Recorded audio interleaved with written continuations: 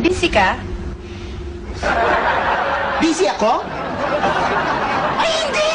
Wala akong ginagawa. Hindi ako nagmamadali magtrabaho. Hindi ako sub-sub sa trabaho. Ganito talaga itsura ko. Pag nagre-relax, hiya-hiya naman ako sa yaga! Alam mo, ikaw ang susi ng puso ko. Oh, talaga? Isining kasama mo kanina. Duplicate.